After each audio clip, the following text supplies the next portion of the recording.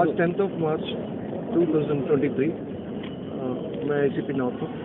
हमें सरकार की तरफ से और DGP साहब की तरफ से पैरामिलिट्री फोर्सेस की एक बटालियन के जवान मिले हैं, क्योंकि हमारी असिस्टेंस के लिए, लॉ एंड ऑर्डर को मेंटेन करने के लिए they have come here in our area which is zone 1।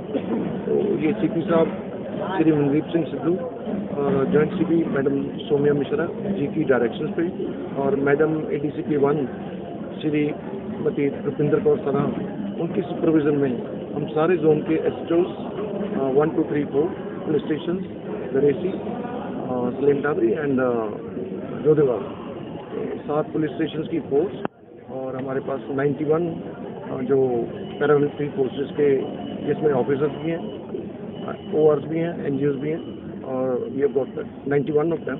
तो हमने ये हमारे जोन में जो, जैसे मैंने बताया, कि डिवीज़न 1, 2, 3, 4 दरेसी, सलेम टाबरी, अभी हम यहाँ पे रेलवे स्टेशन पे खड़े हैं। यहाँ पे जनरल सर्च चल रही है, तो पैनिक वाली कोई बात नहीं है।